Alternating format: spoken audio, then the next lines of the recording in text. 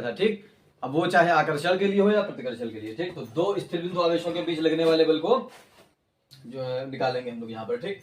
तो बल कैसे निकलता है कि यहाँ पर हम मानते हैं Q1 आवेश, क्या मानते हैं, Q1 आवेश, ठीक।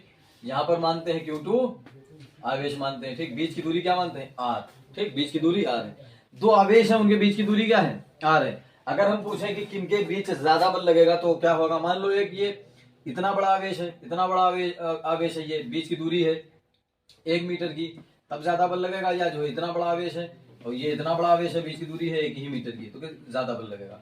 तो जब दोनों आवेश बड़े होंगे और दूरी कम होगी तो बल ज्यादा लगेगा। हमको पता है ना कि जब दोनों आवेश क्या होंगे, बड़े, और दूरी क्या होगी, कम, तो ज्यादा बल लगेगा।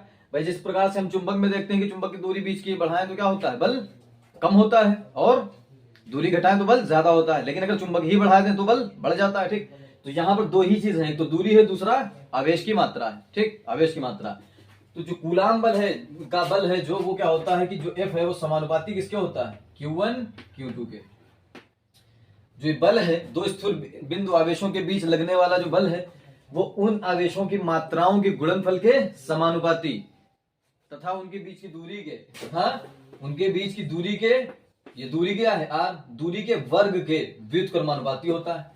जैसे जैसे दूरी का वर्ग करके हम दूरी को दूरी बढ़ाएंगे वैसे वैसे बल क्या होगा, कम। जैसे जैसे आवेश बढ़ाएंगे क्या होगा, बल बढ़ेगा। तो यहां से अगर हम परिभाषा बनाने की कोशिश करें तो यहां पर देखते हैं हम कि जो दो स्थिर बिंदु ये चल नहीं रहे हैं, दोनों क्या हैं, स्थिर हैं, ठीक। तो दो स्थिर बिंदु आवेशों के बीच लगने वाला, इन दोनों के बीच जो बल लग रहा है, तो बल यानी फोर्स जो दो लोगों के बीच लग रहा है, दोनों आवेशों के बीच, वो क्या होता है, तो इन दोनों मतलब दो स्थिर बिंदु हैं, दो स्थिर बिंदु आवेशों के बीच लगने वाला बल उन दोनों आवेशों की मात्राओं के गुणनफल के समानुपाती तथा उनके बीच की दूरी क्या है R के वर्ग के व्युत्क्रमानुपाती होता है अपॉन में, ठीक। तो दो स्थिर बिंदु आवेशों के बीच लगने वाला बल उन दोनों आवेशों की मात्राओं के गुणनफल के समानुपाती तथा उनके बीच की दूरी के वर्ग के व्युत्क्रमानुपाती होता है। ये किसका नियम है, कूलाम का नियम है, भाषा और तथा ये इसमें जो प्रूफ करेंगे हम लोग, ठीक। तो F समानुपाती F व्युत्क्रमानुपाती, तो दोनों को अगर हम मर्ज करके लिख दें तो क्या आएगा, F समानुपाती Q1 Q2 और व्युत्क्रमानुपाती R स्क्वायर अपॉन में, ठीक। इस समानुपाती हटेगा तो क्या लगेगा, नियतांक लगेगा, क्या लगेगा, एक नियतांक लगेगा।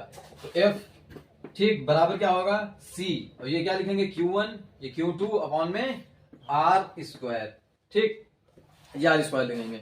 हम अब क्या देखेंगे कि यहाँ पर जो ये C है इसका मान निकालेंगे, ये जो बल है इसका मान निकालेंगे, ठीक। तो हम लोग रखेंगे C का मान, कांस्टेंट टर्म है C बराबर मान क्या आएगा, 1 अपॉन में 4 पाई एप्सिलॉन नॉट, ठीक, K, ठीक, ये होता है।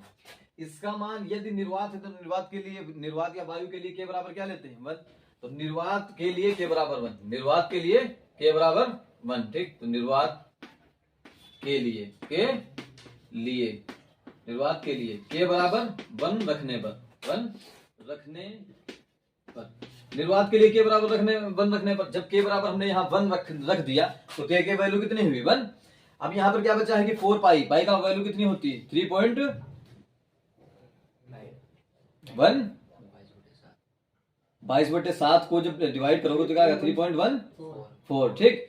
तो 3.14, तो 22/7 भी रख सकते हैं या 3.14 भी रख सकते हैं, तो दोनों वैल्यू रख सकते हैं हम लोग। फिर 4 से उसकी मल्टीप्लाई करके एप्सिलॉन नॉट का मान रख देंगे। तो एप्सिलॉन नॉट का मान यहाँ पर होता कितना है, एप्सिलॉन नॉट का मान हम यहाँ लिखे दे रहे हैं, एप्सिलॉन नॉट का 8.85 इंटू 10 की पावर माइनस 12 होता है, 8.85 इंटू 10 की पावर माइनस 12 होता है। एप्सिलॉन नॉट क्या है, निर्वात की विद्युतशीलता। एप्सिलॉन नॉट क्या है, ये निर्वात की विद्युतशीलता, निर्वात की विद्युतशीलता, निर्वात की विद्युतशीलता, ठीक। ये एप्सिलॉन नॉट है निर्वात की विद्युतशीलता।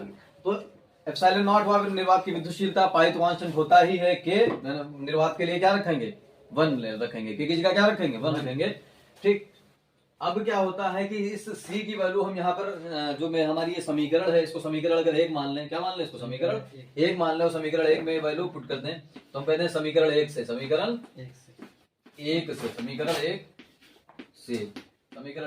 यहाँ पर वैल्यू अगर हम रख दें तो क्या होगा, F बराबर C की जगह क्या रख देंगे, 1/4 pi epsilon not Q1 Q2 upon में R स्क्वायर। अब यहां समझने वाली बात यह है कि हम यहाँ पर के लिख सकते हैं, यहाँ पर के लिख सकते हैं, ठीक। लेकिन क्या है कि हमने के को निर्वात के लिए 1 पहले ही मान लिया, तुम चाहे बाद में मानो चाहे पहले मानो, इस वजह से पहले मान लिया कि के बराबर अगर यहाँ पर 1 है, हमने इस बात को क्लियर कर दिया कि के बराबर 1 है, तब के लिए क्या होता है, के बराबर 1 के लिए इस जो 1/4 पाई एप्सिलॉन नॉट का मान है, 1/4 पाई एप्सिलॉन नॉट का मान किसके बराबर आता है, 9 गुणे 10 की पावर 9 इंटू 10 की पावर 9 आता है, ठीक। तो ये कब के लिए आता है, जब के बराबर 1 होगा, ठीक, तब के लिए। तो वो चीज हम यहाँ पर रख सकते हैं 9 इंटू 10 की पावर 9। इससे क्या होगा कि हम न्यूमेरिकल जो लगाएंगे उसमें आसानी रहती है, Q1 Q2 का मान पता हो, R का मान पता हो, F का मान निकाल लेंगे, ठीक। कांस्टेंट टर्म का हम पहले से ही कर देते हैं। अगर वो कहेगा वायु में 2 आवेश रखे हैं तो उस पर न्यूमेरिकल हम लोग बाद में करेंगे, ठीक।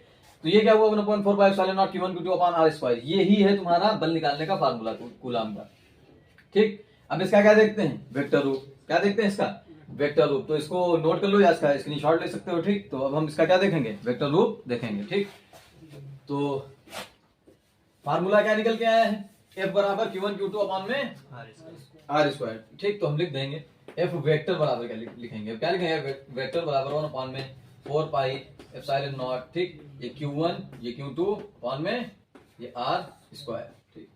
और ये साथ में क्या आएगा, यहाँ पर R कैप आएगा। R कैप क्या होता है, कैप का मतलब होता है एकांक वेक्टर। क्या होता है, एकांक वेक्टर, जिसको हम कहते हैं इंग्लिश में यूनिट वेक्टर। क्या कहते हैं, यूनिट वेक्टर। अब जो यूनिट है यानी इकाई है, जो एकांक है, उसकी किसी से भी मल्टीप्लाई करते हैं तो उस पर क्या कोई फर्क पड़ेगा, नहीं पड़ेगा ना। तो इसी R कैप की इसी वजह से हम इसमें